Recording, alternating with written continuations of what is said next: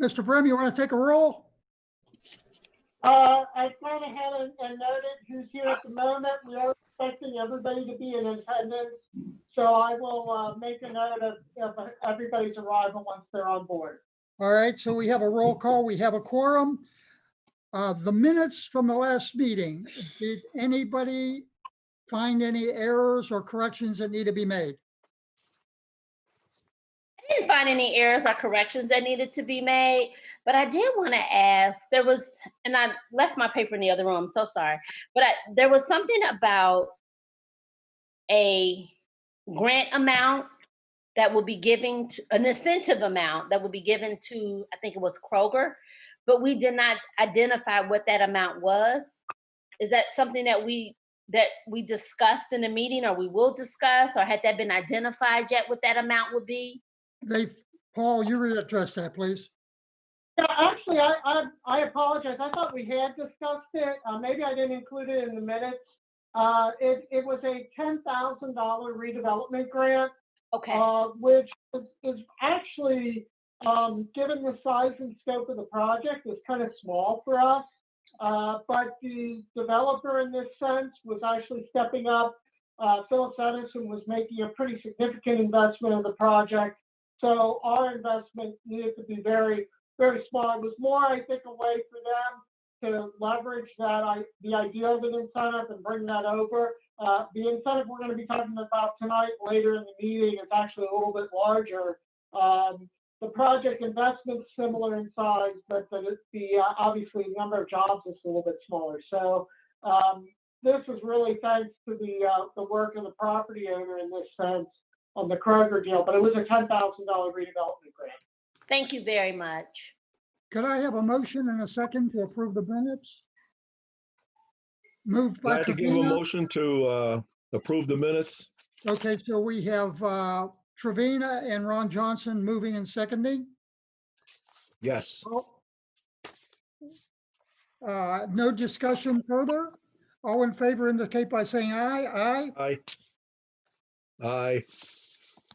It looks like it's unanimous. Minutes will be approved as read. Chairman's report. I'm going to defer my report and introduce a special guest tonight, Dr. Viola Johnson, who's the president of the Wintenwood School Board. And I know there's a lot of questions that a lot of you had for me in our past conversations about when are we going to school? How are we going to school? Live, virtual, what? And I asked everyone to submit some questions to me today, but I didn't receive any. So we're going to allow Mrs. Johnson, Dr. Johnson, to give her report. And once she's finished her report, we're going to go by commissioner alphabetical order. Everyone can have a question. And then if we get enough done, and Dr. Johnson has a conflict in schedule, she has to leave around 7:30. So we want to move on this right now. So I need a motion and a second to change the agenda.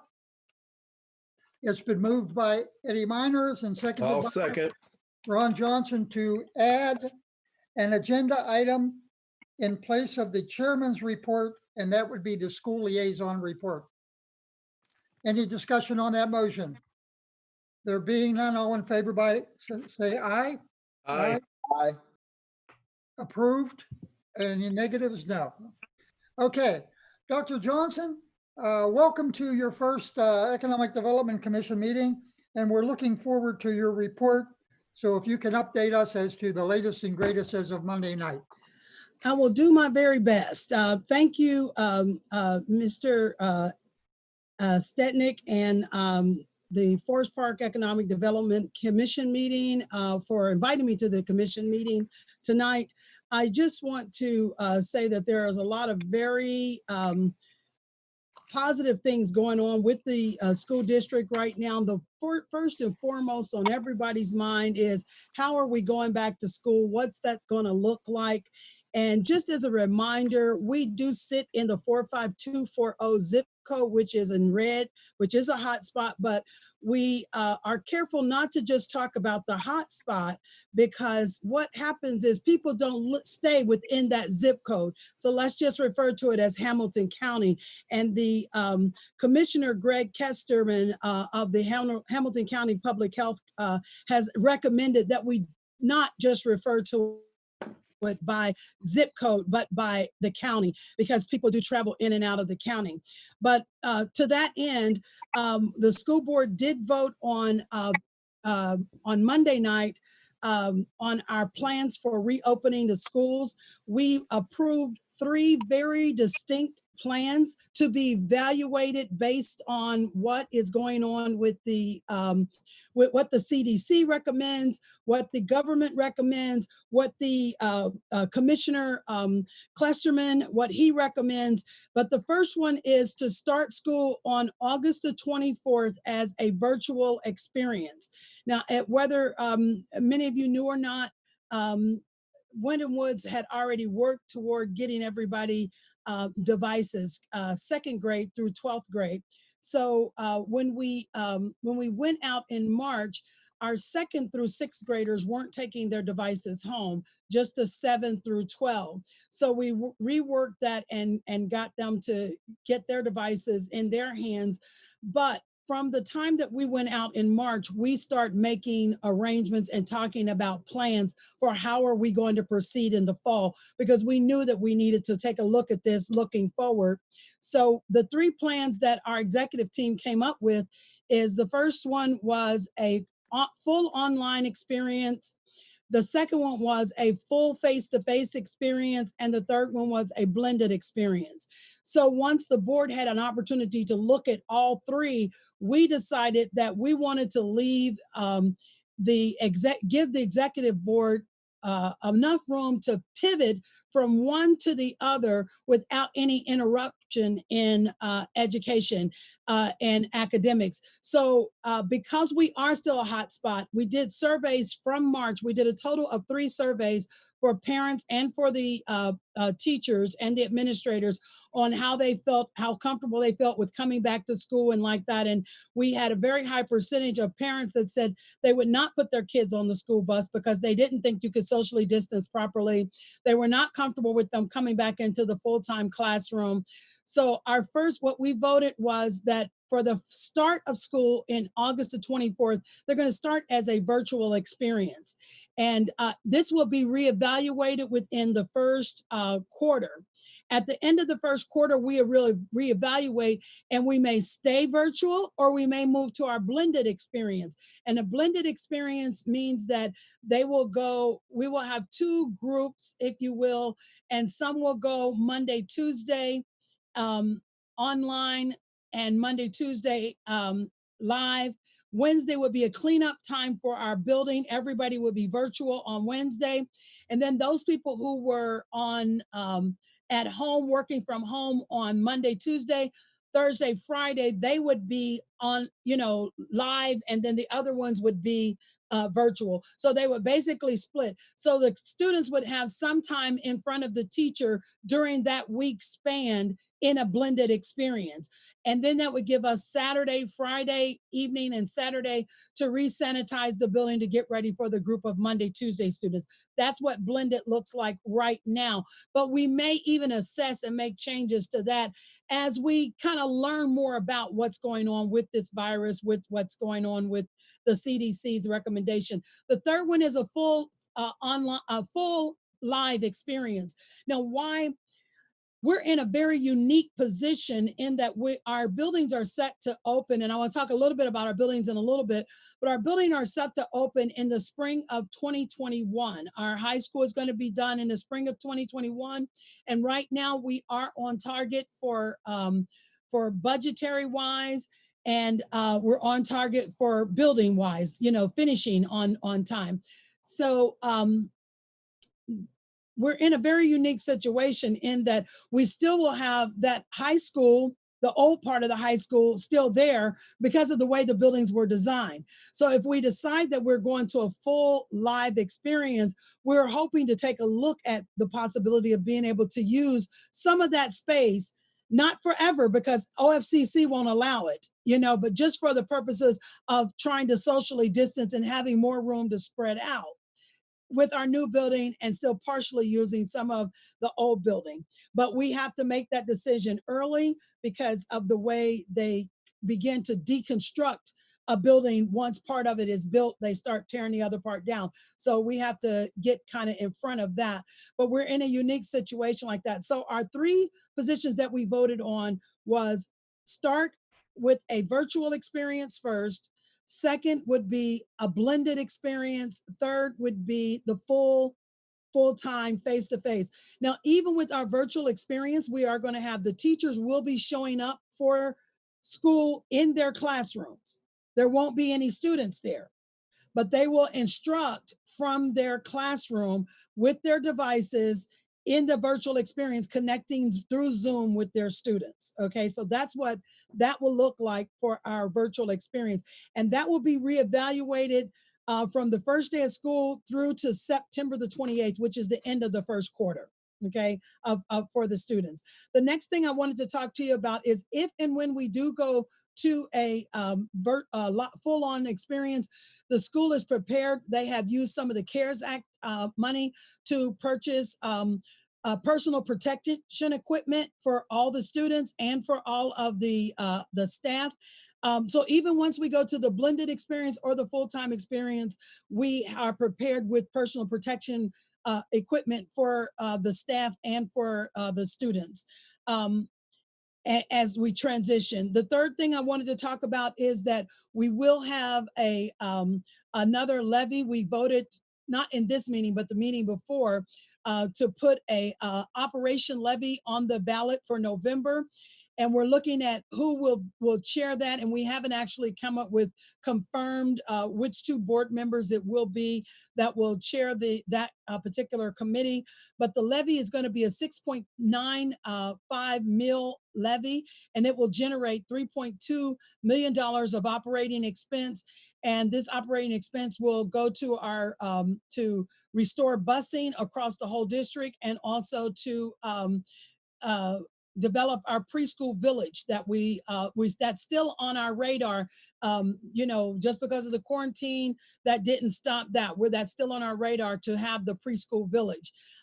So that's what that would, and also it would go to help fund the additional security that the space that we're going to have. We're gaining so many square footage in both of our new buildings. So the square footage will need additional security throughout the building. There are some gaps in learning that hasn't missed us. There are some gaps in learning that has occurred when we were thrown into the March experience of everybody going home and learning from home. So we're having conversations now on how to close those gaps for students. We did have summer school, but we're also looking at some other alternatives to closing those gaps in learning. The other thing is, I don't know, many are aware, we have the Nutrition is the Mission bus. Mr. Doctor and our food services team put that together. They did that through March, all the way through to the end of the school year, and it carried on all through the summer. They only delivered meals twice a week, but they delivered enough meals to last for several days when they did that. So that will continue even through the virtual experience. We'll still have those locations where the bus will bring the food, and the students just have to come and pick it up. The last thing that I have on my list of things that I wanted to bring you up to date with, there's been a lot of talk about school mascots, and we voted to retire our chieftain logo or mascot. And if you had noticed, if you received any correspondence in the last, say, 4 years or so, we haven't been putting that logo on anything, but the old buildings, the signage, old uniforms, things like that still had it, but that was transitioning anyway. But we went ahead and voted to retire that logo at this past meeting that we just had on Monday. I think that's all that I have right now that I wanted to bring forward to you. I'm not sure whether you knew, a lot of schools lost some school funding too from March to June. And our district lost, I think it was $551,000. And so we will likely lose some other funding. We have to wait and hear from the state what that looks like. But the treasurer is keeping us, Treasurer Seymour is keeping us up to date on that. So, you know, that's the end of the report that I had that I wanted to share with you all. When I do appreciate the opportunity. We always have had some sort of liaison with Forest Park, and it kind of had sort of gone flat. So I appreciate the opportunity. It would usually be myself and Mr. Smith, the superintendent, but you know, we would like to continue every couple of months, just coming and bringing you guys up to date on what we're doing, because I think we got some really positive things going on. Well, thank you very much for that report, and we would welcome your return, hopefully every 3 or 4 months. I think for the next 2 or 3 months, Yeah. because of the flux with COVID and so forth, Mhm.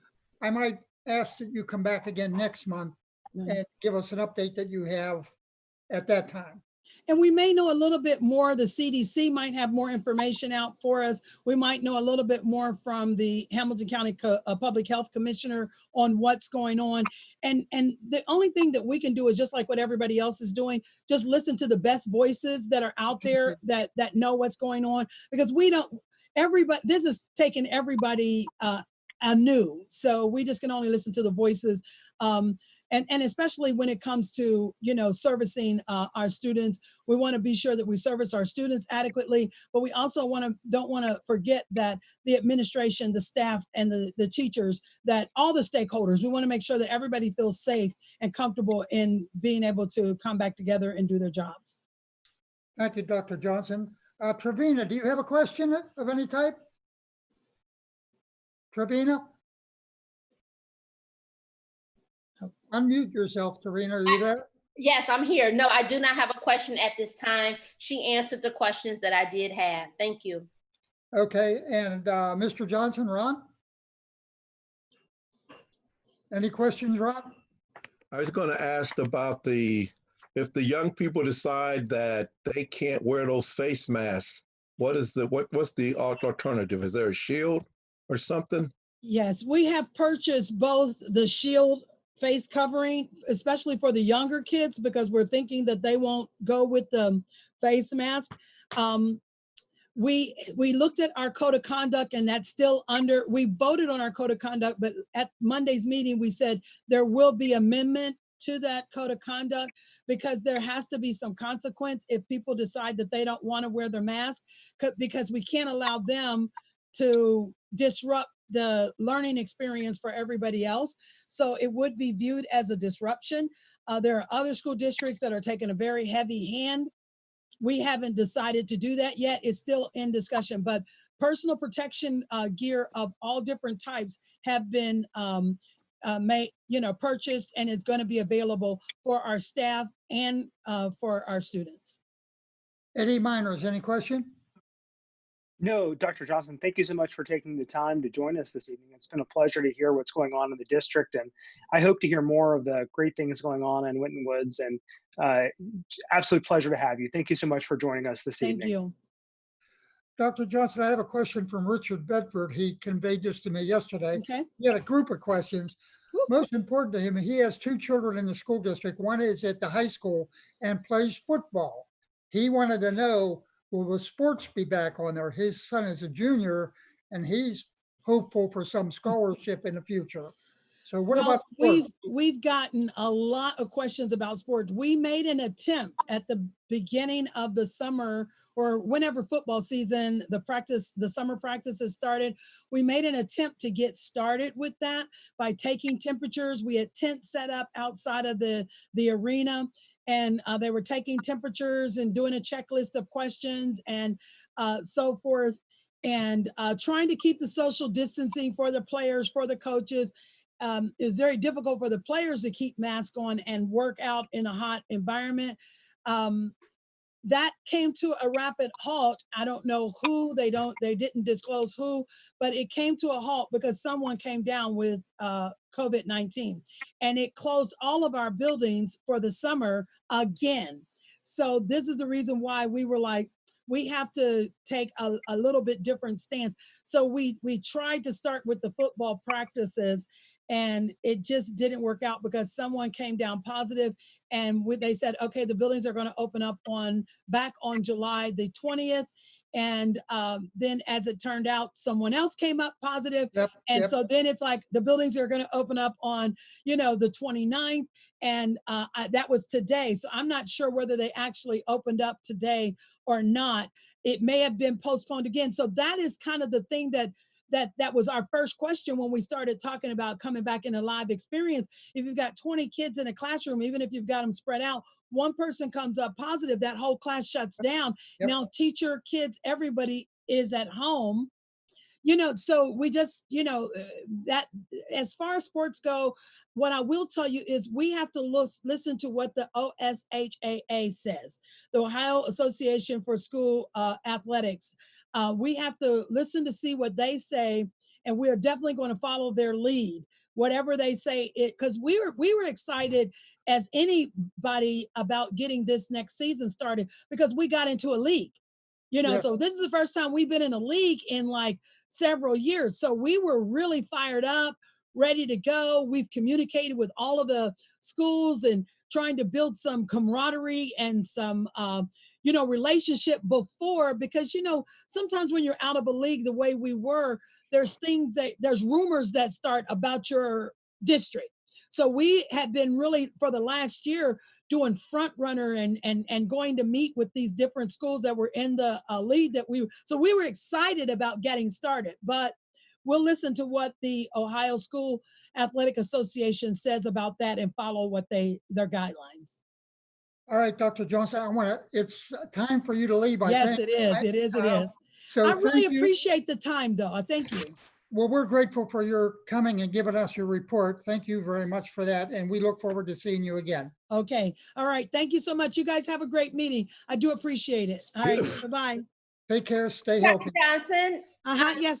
I missed my opportunity to ask a question, but I do have one really quick. And that Okay. is for children returning to school, if we do the combination or the full experience, how is that going to work for families who have children with two different last names and things like that?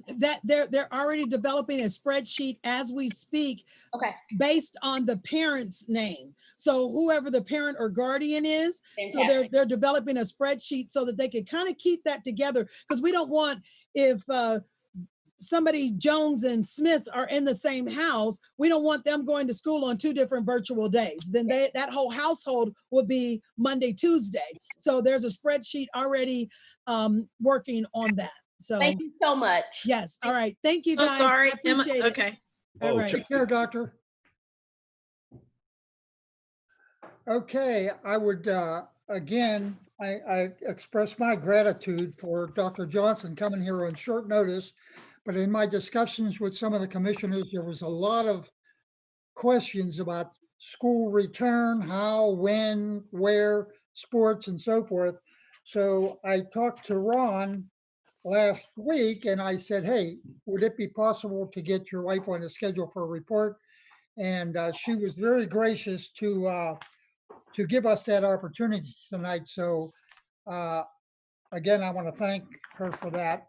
And then we can go back to our normal agenda at this time. I'm done with my report. The council liaison, Diane Hervey isn't here. Chelsea, do you want to have any input? Can you hear me, Chelsea? Yeah, sorry about that. Well, I don't want to take any shine from Mr. Brim there, because he'll talk about our latest approval. But we actually have gone on, we've gone on break. And so outside of COVID, not too much has been discussed. We've been making sure that we are in position at the city level to make sure that we are getting the CARES Act, and that's really been perhaps one of the biggest and most important things that's happening. Other than that and receiving taxes at the senior center. Say that again, please. I said that and the fact that we were receiving taxes at the senior center, but Oh, for the yes, month of July, that would be all. There's yes. really not much else to report, other than what Mr. Brim's gonna tell you. All right, we'll move on to the director's report. Mr. Brim? Well, thank you. Can everyone hear me, first of all? Yes. Good, good. We are in the midst of we talked about this last month. I've been a little bit surprised, felt pleasantly so, that we've actually been fairly active. I think coming out of when everyone started getting back into the office, we suspected that development activity might be a little bit slow. It's actually been fairly active for us. We've got a number of projects that we're working on. Of course, all of you are quite aware of the $2 to $3 million project that's underway at Forest Park Square that'll keep Kroger in place. Council did pass the incentive for that project. That was a $10,000 redevelopment grant that was passed by City Council, consistent with the discussion we had at our EDC meeting. That leverages the $3 million that's going to be put in place by both Kroger and the property owner, Phillips Edison. And I have to say, we talked about this last month. Phillips Edison actually did a very good job in terms of securing Kroger. This keeps Kroger in our community for a number of years to come. And we're very thrilled with that. That's obviously a linchpin for the whole Winton corridor. So keeping that anchor store in place is very important to the community. So that project went through. We still have projects with OKL Engineering. I'm sorry, say that again, please, Paul. OKL Engineering is still moving forward with their project. We've discussed that in the past. They're looking at a building over in Crossways Industrial Park.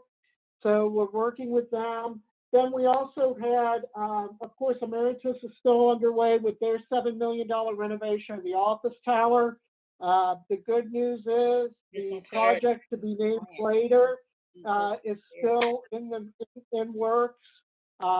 Obviously, coming out of this crisis, we were a little bit concerned, especially about that second project, that was still going to be coming. You might remember Emeritus is renovating their office tower to move in there. They had a second tenant lined up for their other building where they've been, the newer building. That tenant is still in line to start and come in at the end of this year. So that project's still moving forward. We also had a nice project that came up, and you might remember back when we did the Magnum Machine project, we had maybe 2 or 3 store owners that were still over in the North Point Shopping Center. We put together a program to try to keep them in Forest Park if we could do that. Unfortunately, most of them found space outside of Forest Park. We did have one of those tenants return. Noreen Price, who runs a martial arts studio, I know Eddie knows her, had worked with her a little bit. She actually found a building on Northland Boulevard, came back into the community. And you might remember at the time we had passed a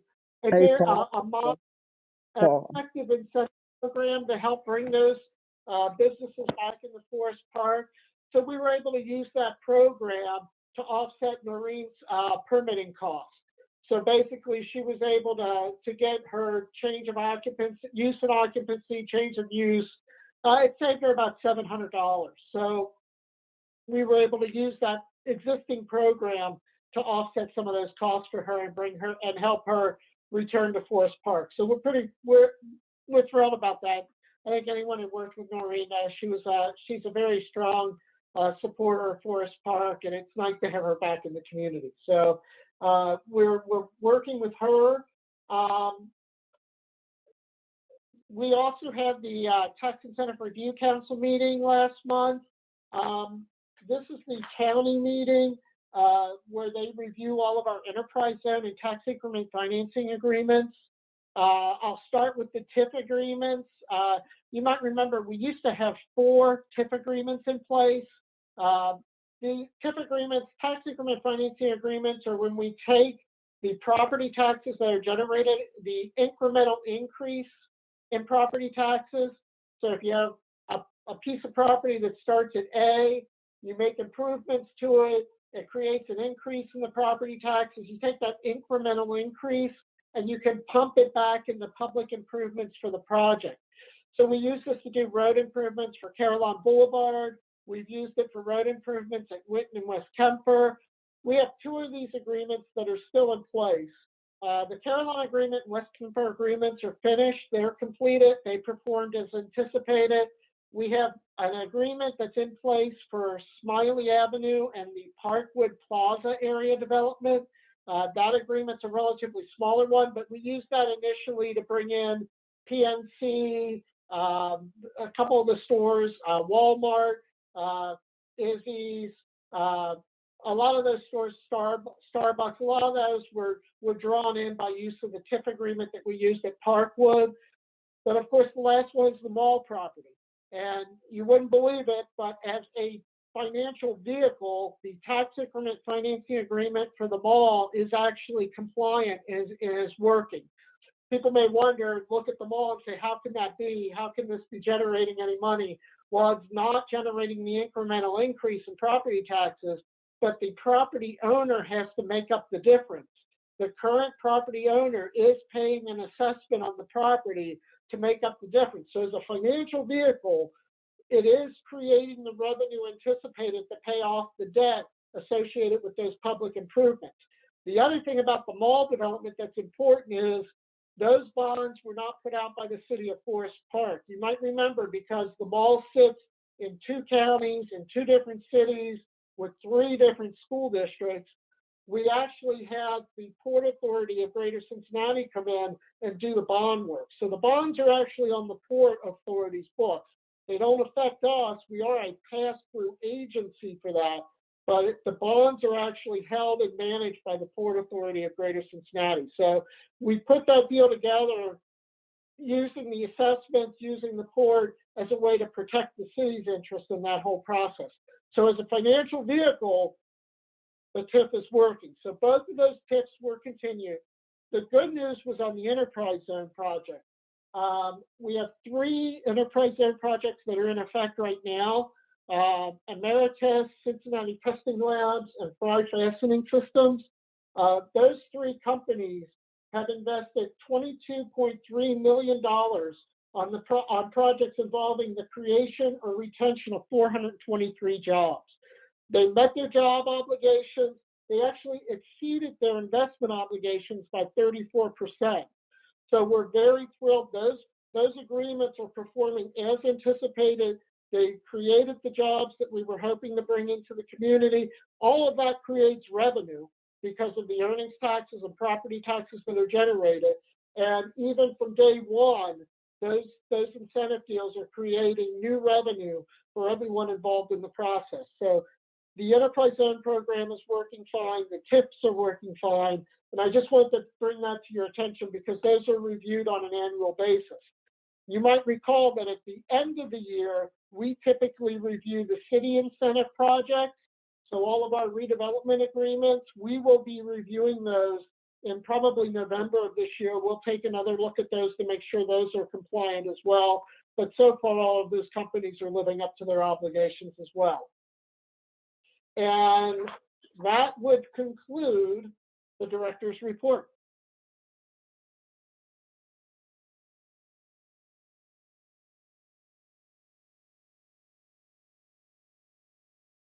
Ed, I think you're on mute.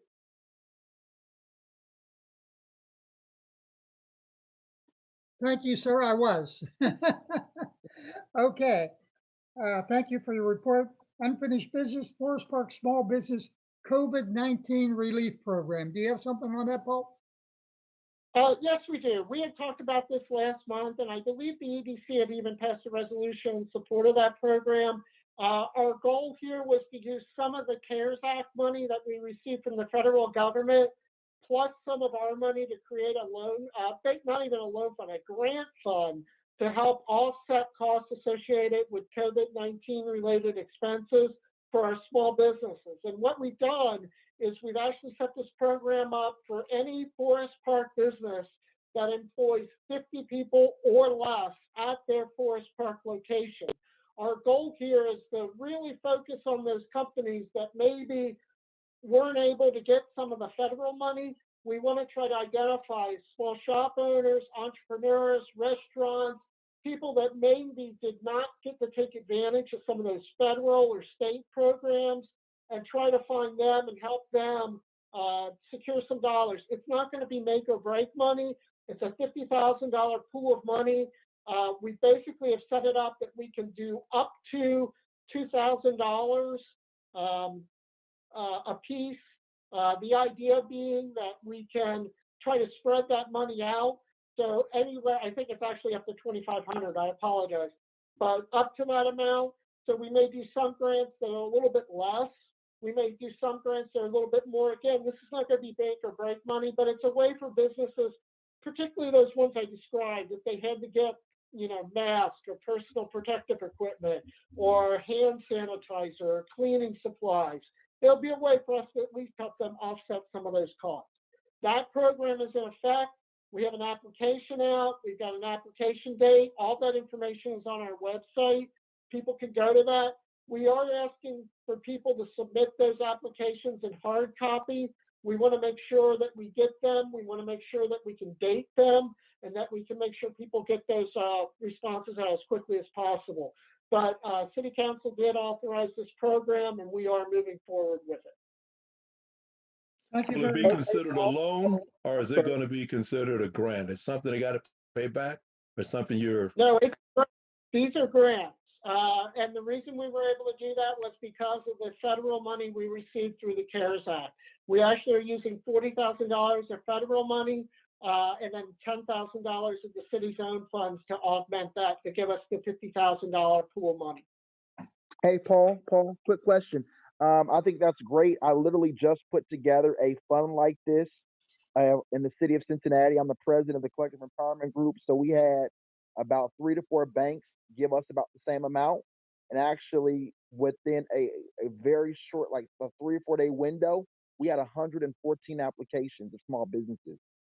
So my question is, how many businesses are we aiming to help, and what's the process going to be? And to continue to demonstrate that Forest Park is a community that is small business friendly, are we doing any press around this? If not, we should definitely do some press around this for sure. Press conference. It's a good point. Actually, that's one of the things we're working on this week, is how we can get the word out. We're planning to use, obviously, we put it on our website, we put it on social media. We are going to do a press release that's going to go out either tomorrow or Friday. We hope the press picks it up. Then I think the other thing that we're going to try to do is work with the Forest Park Chamber of Commerce. The Forest Park Chamber and our environmental awareness program, believe it or not, actually had a good, solid working list of small business people. So working with those two organizations, we're going to try to get the word out. I think our goal is probably, realistically, I think we're looking at helping maybe 25 to 35 businesses, give or take, Paul. And again, we kind of took a look at, our understanding is about 5 dozen businesses got PPP money out of the payroll protection program. So our thought was, well, let's see if we can't find the ones that maybe, slid through the cracks, didn't get more in the funds and give priority to them. But we want to get the word out. I think my biggest concern is publicizing the program. We got to find a way to get the word out so everyone has an equal opportunity to apply for those dollars. I agree with you. Yeah, we definitely, but also, I completely agree with that. And I think this is a perfect time to demonstrate that, Forest Park, coming from the EDC, is a city that wants small businesses, but it's going to be vested to the extent they can in their success. I'm also glad to hear about Miss Price, because she went through a major ordeal back there with the Plaza, and she's been a friend of mine, family friend of mine over the years. I went to school with her daughter, and so she would tell me significantly about all the challenges that she had being in the Plaza. And so she really didn't want to leave Forest Park. So I'm glad to hear, and I actually knew before you made the announcement tonight, she's back in the community. I think she's one of the only karate schools. She's very committed to Forest Park. So I'm glad to hear that you all were able to. I know you had some dealings with her in the past because I told her to reach out to you, but I'm glad that she's back and going forward. Well, I am too. I think it's, you know, we've all talked about it. The core of our business community is small business people. So I think being able to bring Maureen back and keep her in the community, that's an important step for us. All right, moving on. New business. Paul, the redevelopment incentive for Promenade Shopping Center. This is a nice project. I will tell all of you that the reason for us to move forward with this, at our last meeting, we talked about Kid Coffee and their interest in moving their roasting operation to Forest Park. You may recall that they were looking at a building on Northland Boulevard just for the production and distribution operation. Unfortunately, they could not arrive at an agreed upon asking price for that property. So we started looking at other options for them in Forest Park. As we started this conversation, you might remember one of the reasons we wanted to get our foot in the door with them was for them to bring a retail location to Forest Park.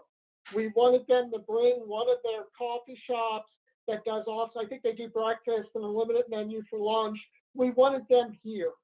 So we started looking at properties, and this, what had been a $500,000 to $600,000 project, grew into a $1.3 million project, with Kid Coffee agreeing to buy and renovate what used to be the FitWorks building at Promenade Shopping Center. So this is 1194 West Kemper. For those of you who are familiar with the property, it has stood vacant for quite some time. The property is in relatively good shape, but it does have some challenges. It needs a new roof. It needs a new HVAC system. You're probably easily looking at $300,000 to $400,000 of improvements that are needed to this building. At the same time, the building asking price was around $1 million. So this is a pretty substantial project. We had a gap in the project financing that we were trying to address. And again, I have to say, and I'm not just saying this stuff because, you know, we had a very good opportunity to work with a good property owner. The owner of the building is Nair Properties. Dan Nair and his team at Nair Properties has had this building for a few years now, going back to when FitWorks was still there. Dan approached us. He hasn't, now we're not incentivizing Dan, so I don't have specific numbers for what he's putting into the project. I can assume it's well into the six figures that he is putting into the project by assisting the prospect, Kid Coffee. I think he's helping them out with some of the financing issues and also helping them out with the renovation costs. Kid Coffee is putting in $1.3 million to buy and renovate the building themselves. What we will get out of this project is we will get the original production roasting facility that will be done in the back. They will also have a training area for their vendors and people who wish to go into the coffee business. So consider this almost like an entrepreneurial incubator type operation. Kid Coffee not only manufactures their own brands, they also manufacture commercial brands for other entities, including small business people. So this is going to be an opportunity for small business people to come in and train and learn how they can open up their own shop. They're also going to have their main office and headquarters. And most importantly for us, we will get one of the retail operations that will include indoor seating, outdoor seating. It will make for a nice entryway. I like to describe this project, if you're familiar with some of the brew pubs that have gone in, March 1st, Rhine Guys, this is like a brew pub only with coffee. It's not alcohol. So it's kind of the same concept. They're going to open up there. It will not be a tremendous job generator at first. We'll probably see about 10 to 15 new jobs in the community. But again, this takes a very problematic property for us, converts it to a really nice use, consistent with our vision for that corner. And I think it gives us a real way to build on the momentum. If you look at that corner now, we will have the new high school, we will have our facility, You know, in recent years, we've done the projects with Mercy to bring Dr. Wilson over, and then we'll have, you know, the FitWorks building being converted into this new kid coffee facility. It's really a nice project. What we are recommending for this project is a little bit more substantial. Now, remember, we went from $500,000 to $600,000 to $1.3 million. We're recommending a $35,000 incentive for this project, but it's split into two pieces. The first piece will be the redevelopment grant portion. That's probably going to be at $15,000. The second portion of this is the $20,000 facade and facility improvement grant. Why are we doing this? We're doing this so we get the project we want. Kid Coffee can move in consistent with the zoning. They could do a nice project. We want to see that kind of gateway project. And what we're buying with that $20,000 facade grant is the exterior renovation to the building that's really going to dress up this property. At the end of the day, it's when we talk about these redevelopment projects, we don't want it to look like, oh, you know, it's FitWorks with a new coat of paint on it. We want people to drive by and know that this is a new amenity in our community. And it's something that really is consistent with what our folks have wanted. So I think this is a really unique project. It is a little bit different. I can tell you from a negotiating standpoint, the original number, the original request or ask is most cases much higher than where we're at today. We're a little bit higher than where we were originally hoping to be. But I think this 35 number that we're leveraging, again, 1.3 million from them, I think this project's easily going to be with the owner contribution, probably in the $1.6 million range. This is a nice project for us. It really takes a problem child property. It puts, you know, really quality product on the corner. And then I think it gives us something to sell as we go to try to redevelop Promenade. You know, we need to attract new tenants to Promenade or new investment or redevelopment of the same sort to Promenade. Hopefully we'll have that opportunity soon, but this gives us a nice project to kind of introduce us to that whole process. So that's what we're looking for tonight. We're looking for a resolution in support of the staff recommendation. I know this is a little higher than what we typically might do, but again, this is one of those key gateway projects that we think it's really justified to jump in with those feet and make this happen. And what's the total number of employees that they will have, Paul? It's probably going to be between 10 and 15 full-time Okay, initially. all right. Were Now, you saying that they're going to do franchises? They're going to sell franchises, or they're simply training people just to come? They don't do franchises, Ron. What they do is they actually produce coffee for people that want to start up their own small shops. So they do commercial brewing for small shop owners. They also have some big contracts. They do brewing for like tire discounters for all of their facilities. They do commercial work with Jungle Gyms. They have some pretty large commercial clients, but then they also do this small shop work. And I think this is one of the more interesting things that we might have to offer, because I think then we can link up with potentially small people who are interested in starting a small business here in Forest Park and connect them with the folks at Kid Coffee. any other questions by anyone? Paul, how do you want this proposal? You said there would be two phases. Do you want the proposal just to address this as one incentive? Just one. It is going to council as a single project, but I wanted to give you the breakdown in that redevelopment grant because it's a little bit different from what we typically do. That facade component is going to be directly linked to the improvements they're making to the building.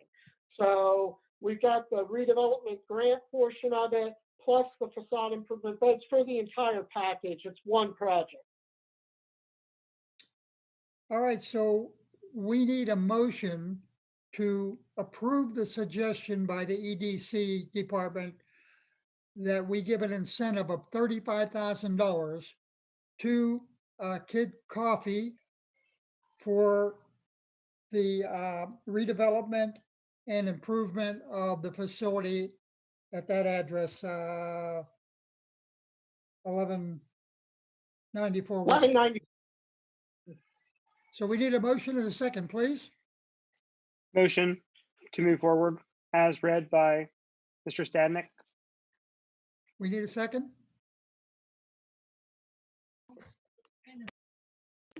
Second the motion. Okay. Ed Miners and Ron Johnson moved and seconded. Do we have any more questions regarding this project? I don't necessarily have a question regarding the project, but we have, is it 125,000 or 150,000 in the budget annually to work with for incentives? I can't remember. As the number fluctuates a little bit, I think that's about right, Councilor Clark. I think that's about right, but it does fluctuate depending on how money's allocated. I'll be honest, if we had to, I'm not volunteering this. So when we get in the budget, if we don't have to do this, but if I had to move money around in my budget, I probably would do it to accommodate this project. This is a good one for us. It's, I think it gets our foot in the door with somebody who's growing. I think it gives us a way to set up something that's unique to Forest Park. And I think this gives us an opportunity to kind of put one of those, title type projects here. So yes, I think you're right. I think I've talked to the finance director. She's comfortable with this at this point. We do have, this year, we're actually probably in better shape. Next year, because of the emeritus incentive that kicks in and a couple other projects that we've got going, we may have to pull back a little bit next year. Harlita's comment to me was, you can do it this year, let's put it in this year's budget. Yeah, because my only concern is after, I think that the small business loan for up to 2,500 is going to be really great. And I'm really happy about that. But truth be told, there's a lot of our small businesses that are going to, the worst is still yet to come for them. And so when you have a business that can afford $1 million property or do $1 million in reno on their own, I just want to make sure that we will have enough money so that we can help some businesses even beyond the CARES Act.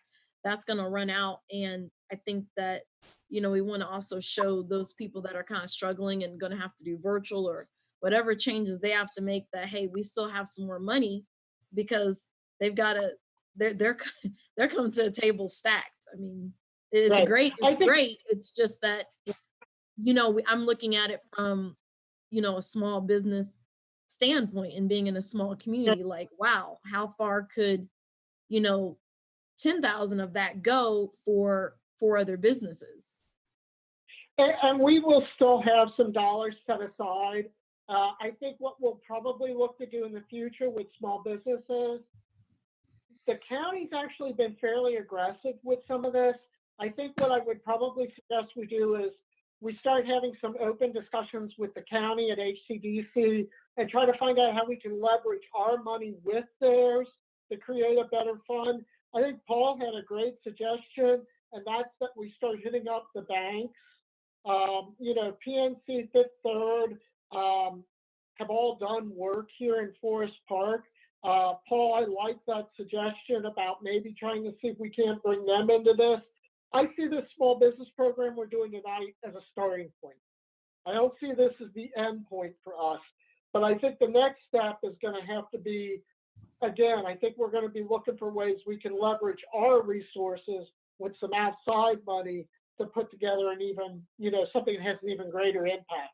But I like Paul's suggestion in particular about approaching the banks, and we haven't done that yet. And I think that's a great suggestion. How much money would we have left over? Because if you said that we would have to eat into our budget for next year, does that mean that we wouldn't have anything else this year to move on any other projects? Because Yeah, some people are gonna have to leave, and maybe we can even acquire them into our community by being able to yeah. give them incentives to come here because they, Yeah, I think we'll still have dollars, Chelsea, to work with. The other thing that this program puts in place is also permitting and fee discounts that we can do, kind of like what we did with Miss Price, so that we can discount some of their, that can save them anywhere from $500 to $1,000 or even more, depending on the type of business they are. So I think we're going to be looking at ways that we can put together a complete package for small businesses. That is still on the table. This program and what we're doing tonight, the incentives we're talking about, they by no means drain our resources. And quite honestly, the one we're talking about tonight, the one that's in front of us right now with the incentive for Kid Coffee, I don't see that as something that is, it almost fits in with, this was one of those properties we targeted with the redevelopment campaign. So I think that it's a matter of, when we look at that project, okay, we had somebody that was willing to come into the community, make an investment. They more than double the size of their investment. We get them to add elements to their project, including the retail portion, so the indoor-outdoor seating, putting in the retail shop. That's why this project all came together. And again, part of the reason we were trying to push that number down, part of the reason we pushed the Kroger project number down was exactly what you're talking about. We didn't want to empty everything out of the cupboard, and have nothing left to work with down the road. So your concerns are dead on. I share them. And at least where we're at right now, we should have dollars. Now, the reason I say that is I know Dr. Johnson was talking about the impact of school funding. And as both you and Councilor Herbie know, we're going to have to see how this all shakes out. We may have challenges, but right now we should be able to continue moving forward and do some of the things you're talking about. okay. And then I think my last. Go ahead. Thank you. That adds some good details and clarification. I'd still love dollar amounts, though, only being a former financial analyst. But I the last question I have is so that property, the promenade, it is for at least those of us that live here, most of us, we think it's kind of hot mess. It's not a all that it could be. And so the fact that this business is coming, and it's got all these extensions, which are really great, and it's on the gateway, does that leave leverage to negotiate down parts of that promenade that have been vacant for years since I live on the H section, that we can negotiate that so that we can get in some other businesses and fill that place up with, decent community cultural type businesses or something like we had talked about some time ago. I think that would be part of the extension of this project in doing that. I think it does. And one of the reasons that we like this, the two properties are actually owned by two different owners. So Nair Properties owns the Fitworks building. The promenade is actually owned by, it's now part of a family trust, I think, because I believe the owner passed away. But it's kind of tied up in that whole process. Yeah, that could open a door for us that maybe we can do something more quickly. For those of you that have been involved in commercial real estate, sometimes if it gets tied up in a family dispute, it can lengthen the time it takes to get the property redeveloped. But this should give us an opportunity because now we will have good development along that side, along the Winton Road side. The other thing that I like about the project is if we go to redevelop the Promenade Shopping Center into something different down the road.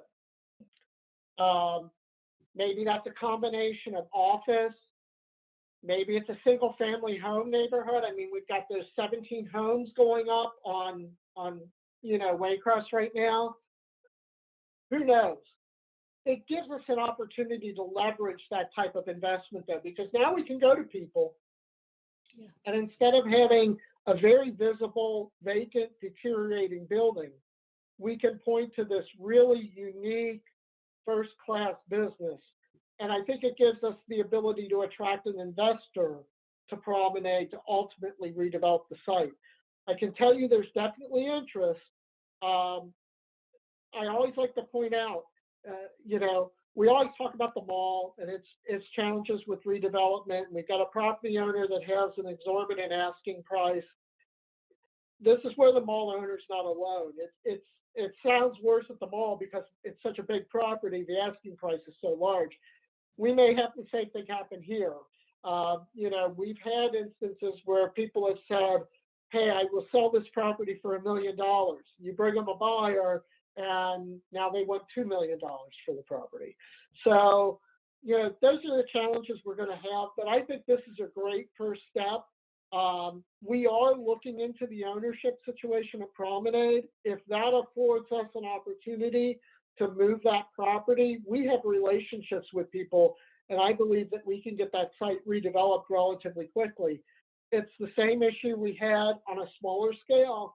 It's the same issue we got with the mall. There are people waiting to redevelop those properties like that, especially along Winton Road. There are people waiting to redevelop those sites. We have to get them out of the hands of the owners who are, unrealistic expectations, or maybe they were even good owners in the past. They just aren't interested now, We need to move the property out of the hands of those individuals and move it into the hands of those people we know are in line waiting to redevelop these sites. And I think you bring up, I can tell you, Councilor Clark, when it comes to Promenade, I think we all share your opinion of the property. I think we want to see it redeveloped. We think there's opportunity there, but it's not serving the neighborhood the way it could. All right, we have a motion on the floor. It's been seconded and we've had our discussion. I'd like to call for a vote on the motion at this time. So all in favor indicate by saying aye or raise your Aye. hand. All right, any opposed? None opposed? Okay, so the motion passes unanimously. And I want to recognize Councilwoman Herbie, who came to us late here. Good evening, Diana. Diane, I butchered your Thank you your very much. leftover liaison report. So go, honey, Listen. take it. Listen, I had 7:30 stuck in my mind. I don't know why. And I apologize for that. I just on the last thing, I kind of like this Kid Coffee situation because of the potential for spin-off development in that shopping center. I know one of the things that people look at when they're trying to bring businesses, particularly retail businesses, into an area is what the foot traffic is like in that area. And this has the real potential for bringing in a lot of foot traffic. And I think that will add a lot to the value of maybe going in there. So I'm very pleased with that. I'm not going to repeat anything because even though you may have butchered it, you probably covered what I would have covered. One thing, did you happen to mention that the city manager has put a moratorium on door-to-door solicitation? Solicitation? No, I didn't say that. Yeah, he issued that just a day or so ago. That because of the COVID and the possibility for spreading things with face-to-face contact, he's put a moratorium on door-to-door solicitations in Forest Park for right now. So, Well, help me out here, Diana. I thought there already was a prohibition of door-to-door solicitation.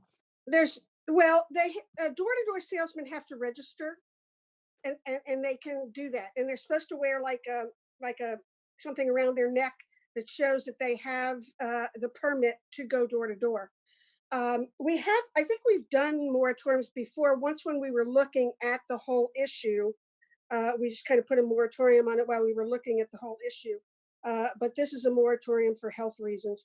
It does not limit charitable solicitations. It doesn't limit political solicitations. There are 4 or 5 things that it does not prohibit, but it's the salesperson going door to door that it would not. So the moratorium would probably be a moratorium on issuing those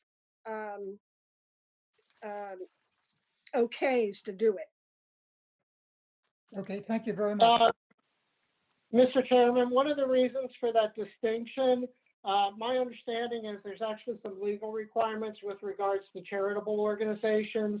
So that's why the code is set up that way to begin with, to allow for them to do it without having to obtain a permit. So anything that would be protected, freedom of speech, charitable organizations, church groups, that's why they're not included in this order. It's basically directed more towards, and Diana, correct me if I'm wrong, but directed more towards commercial enterprise. Right, it is Right. commercial door to door.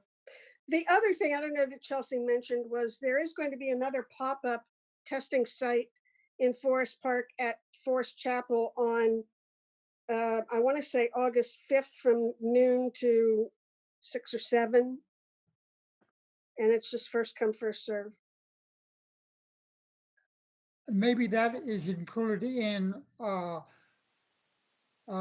never say his name right, Quinn's, I got an email. Wright has been advertising that just because he has Okay. like Paul had mentioned, he has a pretty large email group, and I think he was just disseminating that information. But yeah, that's also happening. So. Okay, that's the same one you're talking about, that COVID testing. Mhm.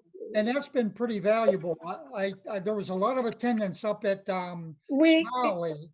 we had in that 4-day series of testing places that there were in Forest Park 2 or 3 weeks ago, we had close to 5,000 people who took advantage of that at that time.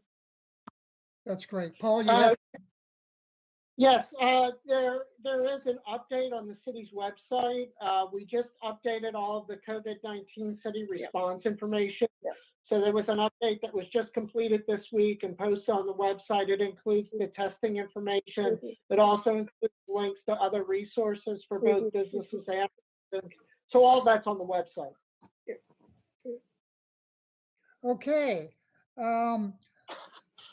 Before we close, I just wanted to thank all the commissioners for their quick response this past weekend. We made this happen in a really quick fashion. And Paul, thank you for adjusting the agenda and so forth for us. But there were so many questions around the school issue regarding COVID and so forth that I asked Ron Johnson, hey, do you think your wife, as president of the school board, would be willing to give us a report Monday? And she graciously agreed to do that, even though she had somewhat of a conflict on her schedule. She agreed to come in anyhow. So we just moved the agenda around to put her in place of my chairman's report. So thank everybody for their quick response to get that on the agenda tonight. I really am grateful that everybody got back to me in as quickly as a matter as they did. So unless there's anything else for discussion, does anyone have anything else? I do. Go ahead, Chelsea. Sorry, y'all thought you were getting off, didn't you? I'm so sorry, it won't take too long, but in all seriousness, so I've been working with the so on that minority business initiative for the city through EDC. Black Achievers is a professional network of African American folks, 4,000 strong, and the founder, of course, lives here in Cincinnati. And he started that network. Now we have networks of folks outside of Cincinnati, but the bulk of those professionals are in Cincinnati. They would be more than happy to form a more formal partnership with our commission or the city. And we would be able to, what we're looking at is being able to host a virtual Um, a, ver- a ver- please turn, I'm on a meeting. Sorry, sorry. Go. So that we would like to, you see, I had to get up and they're bouncing and jumping and taking advantage. So I had to, anyhow, so what we would like to do is host maybe one or two or possibly three, but at least get started with one in the fall, virtual meetup, where we, discuss certain things, especially COVID related, in terms of how, a minority business can kind of access certain things, but also what does that look like in our community, making sure that we can also we would be able to have a speaker specifically talk about maybe the CARES Act or what the city can do or provide, or resources that we have in the city for them. And then they have other professional speakers that would be available to speak. And if you don't mind, I'd like to show you, I don't know if I'm able to show, I may not be able to show with the host. I can't show you the screen, but in our next meeting, I'd be more than happy to just pass all the information out to you. Now, I will say that there is a cost to this, because there's some really fabulous marketing that goes on, and then also taking care of the speakers. So for places that do it, like Westchester's done it, and other surrounding neighborhoods, but it's $1,500. But you also have the opportunity to partner or to get sponsors from community businesses. I think that with everything going on, it'd be a great opportunity to, what if we put up 750 and then we go to certain businesses in our community, say, listen, hey, we know that, small minority businesses, of course, have a footprint as well. Would you be willing to, sponsor this workshop, this professional business workshop / networking event? And their logos are their sponsorship logos are put on all the materials, and it comes out 5 weeks prior to our launch date. The cool thing is, as well, as you also get the chance to network, so you can actually go into your own, it's there that we have virtual rooms that you go into, and you can you'll discuss certain questions or certain challenges. I am so sorry. Certain challenges or certain things that are going on amongst your industry or what have you. And the last one we had, which was in June, had over 160 people that attended. 300, of course, registered. It was free registration, but 160 attended, and then 13,000 folks watched live on Facebook. So I think it's a great opportunity to also showcase what, Mr. Johnson was talking about. Hey, we've got some good stuff happening too, and we're meeting that need in a virtual way. So help me out here. What are you looking for from the commission tonight? Money and support. Okay, Not necessarily, I'm not saying that tonight. I want Yeah. to send you all proper, you know what I mean, visual aids and things like that, and I'll break it down, but I wanted to mention it and open the door and introduce it, that this is what I'm going to be sending you. That way you have a little bit of background on it. Mr. Chairman, my Yes. suggestion would be, why don't we put this as an agenda item for our next CDC meeting? We had talked a little bit, I know council is on recess in August. I don't have a problem with us still meeting in August. I think we can leave that up to the commission, but this could be an agenda item if we wanted to meet in August. We could have it on there. I can coordinate with Councilor Clark and get this on. The other thing we can do, Chelsea, is actually look to see if we couldn't line up some sponsors in the interim. I think this would be a program. I think it would be relatively easy to line up sponsorship for this. I think there'll be interest in it. Maybe we could come in with a more comprehensive proposal then at the next EDC meeting. I think that's a good idea. Chelsea, if you could email each of the commissioners whatever information you have and whatever suggestion you have for a initiative to get this off the ground, then we can have a better idea what we're talking about. And as Paul said, if we have a meeting in August, we can put it on the agenda for them to follow up on this. Mhm. Okay, Chelsea? Have you guys Thank you. considered selling advertising space? Like if we give you $100 every 3 minutes, you'll flash my company logo up or something of that effect. That gives you some revenue, but it also gives us some exposure. So in other words, it's 15 seconds, 3 times. If well, that's just advertising. If $33 bucks. that's something for them to consider, we're just going to say flash Ron's Pizza, 10 Mhm. seconds, and then boom, 2 minutes later, Diane's dog shop. And so now you're looking at, you're actually getting revenue. We're getting advertising, and we're also getting exposure as being a minority business. So you you get to hit two things at the same time. We get exposure, you get revenue, the process grows, and it allows us to advertise.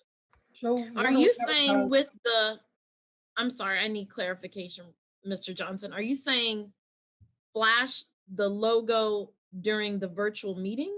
Yup. Ooh. That's radical now. So That is radical for some now conservatives in it Ohio doesn't now. Wait a minute. We see we don't like ads jumping out at us and staring at us. help me out here. Yeah. Are we flashing the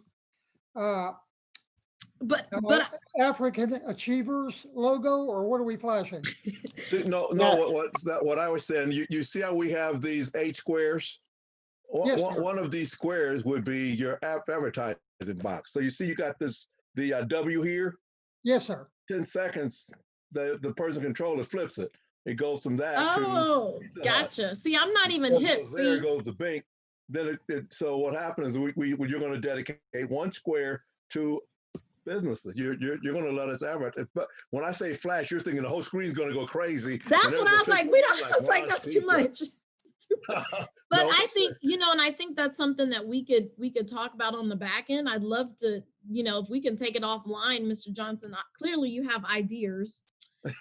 So I would love it if you could bend my ear about some of them, because, when we get ready to see each other in person, there's going to be food costs and things like that that will naturally incur anyway. So if whatever ways we can help to mitigate those costs now and in the future, I think that'd be great. And I think it's a good idea.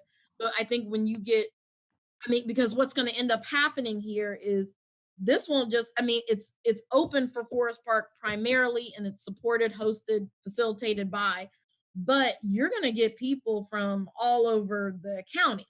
And the one we want to be able to do is have that shiny promenade, like, hey, we got this redevelopment coming. We've got Paul, having his 2 cents about all this money that's coming in and how shiny and nice it's going to get, and how it's perfect fertile ground for, some new little businesses. So, it's kind of like one of those marketing. Let's not oversell that, Councilor Clark, okay? It is shiny. Our roads are getting fixed. We got shiny new schools. But you're putting me to shame.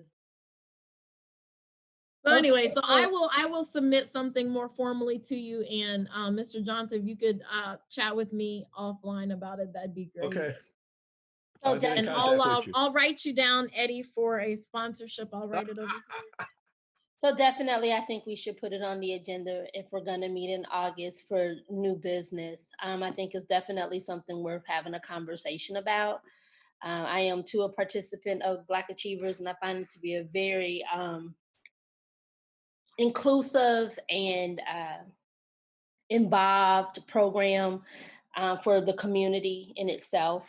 It brings a lot of awareness to Black businesses, and I know that we've been talking about diversity in Forest Park and what that looks like. And also too, just kind of rebranding ourselves as a community to build upon the diversity that we already have and being open to new ideas. So Kid Coffee definitely falls into that. I'm extremely excited about this development.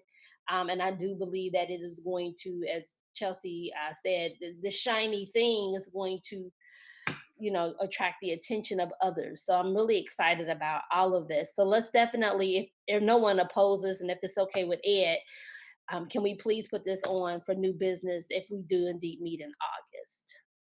Yeah, we certainly can do that. So Chelsea, we'll look forward to your email with some better explanation of what this is all about and how we can initiate it. And then we'll have it on the agenda for August or September, depending on when we meet next.